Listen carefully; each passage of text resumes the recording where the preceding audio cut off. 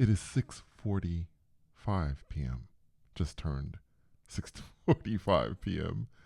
And first and foremost, I want to apologize for my very long absence. It's been probably about a month or so since I have posted on this channel. For those of you who have been with me, you know that I have been going through the mourning process in regards to my mother, and that whole thing has been a part of it. The other part to it is I am working on a new channel called Storyville, and it will be featuring fictional stories. Actually, it's going to be like 3 or 4 fictional stories, and that's going to be starting soon, though. Creating these stories has been very, very difficult, and it's taken a lot of my time. But I am hoping that you guys take a moment when I am done with this and I do post to listen, and I think there's going to be a visual element to it. I'm still not sure. Listen, watch. I think you'll find it interesting. By the way, at least 2 of those stories are in some ways based on experiences that I've had. So, yeah, that's it. And I also want to assure you that this channel is not going away. I will continue to post my experiences and will continue to try and be as helpful as I possibly can be. So let me start out in this episode with 2 experiences that I had that I did not share with you yet. The first experience I'm going to share with you happened probably, it was probably about a week ago, at least that much. And it was interesting because Mom reaches out at times when I'm not necessarily expecting it. And I think this was one of those moments. I laid down. This was probably after work. I usually take a nap or something after work because I'm getting old. For you younger folks out there, naps are good. I find them to be very nice anyway. But every time I lay down to take a nap, or anytime I close my eyes, I don't know if I'm going to have an experience or if I'm going to have a dream of some sort. I dream. If I'm not having an experience, I dream almost every single night. So that does definitely happen. And on this occasion, I laid down, I closed my eyes. I believe I was listening to storm sounds on this one. As you know, sometimes I don't listen to anything. And I always give this as one of the tips when I'm going through one of my experiences. I really want you guys overall to think outside the box as much as you can. Guys, please stop following people because they tell you it's going to be this or it's that. One of the goals of this channel has always been to really inspire you to think for yourself, because this is really about you. It's not about these people in the subreddit who are making judgments and telling you that you're having a lucid dream and stuff. It's not about them. It's about you. So I really want to inspire you to think on your own. For me, I don't always do storm sounds. Sometimes I don't do anything. I just let the silence just kind of, focus me. And so I'm able to leave that way. In this instance, though, I believe I had storm sounds on, and probably within about 15, 20 minutes, I felt what I perceived to be hands, and they took my arms and they took my legs. And so it was like there were 4 arms and they lifted, or 4 hands, and they lifted me, holding my arms, holding my legs, actually, and they lifted me into the air, and I started moving forward. And I don't think I was going at a really fast pace, but I know that I was in movement for quite some time. Now, when this happens, usually I'm going to some far off place, or I'm going to visit mom, because I tell you, mom's spirit being is way out there. And I say this because I have visited other friends, and I've posted one specific one, a good friend that I lost a few years back. And when I went to visit him, it was very fast. I was able to get there quickly. Anytime I visit my mom, I am in transit for a very, very long time. So that's one of the clues that I'm going to go visit my mom. I didn't know this initially, but that's usually one of the clues. So it was darkness. I was being flown just to this place. I didn't know what the place was going to be. And at some point, right, the darkness lifted and I was in a mall. And I've heard people talk about in astral projection, I've heard people talk about going to malls before. I think this may be the first time I can recall going to a mall. And this mall was massive and there were escalators, I don't know how many. And I saw people, but I really wasn't paying too much attention. I was just kind of looking around, sort of thinking, okay, so who's here?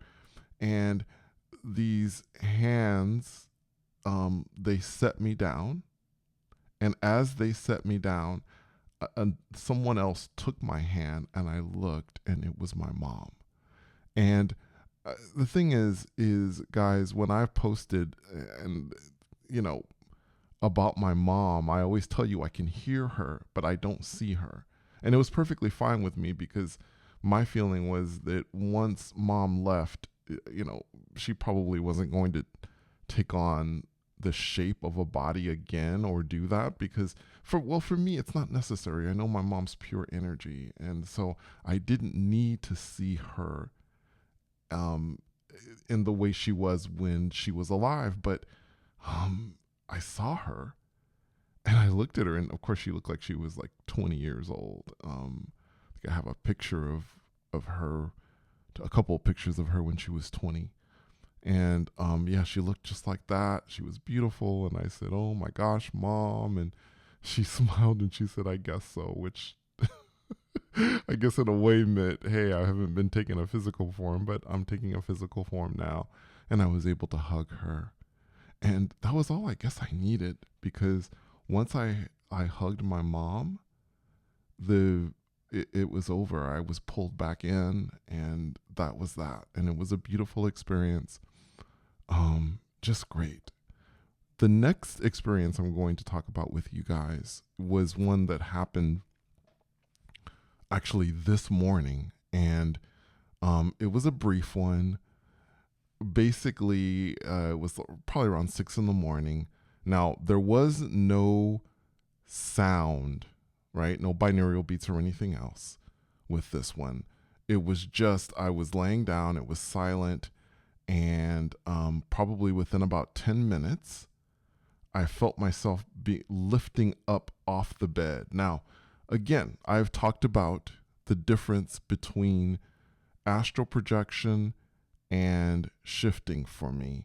And one of the biggest differences is that when I shift, I feel my entire body floating or moving through the air or whatever. I don't think I'm moving through the air, but I do not feel a sense of separation.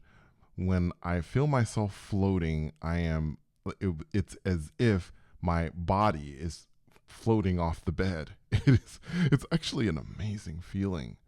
I mean, separation's great with astral projection, but when I shift, it literally feels like I am weightless. Like my physical body has suddenly become weightless and I am floating into the air, and then I start to turn.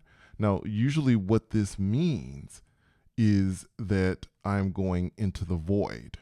And this was definitely the case this time. I believe I was in the void. It was a very brief time, but I can tell you when I started to turn, I could hear this rhythm. Sometimes I hear music.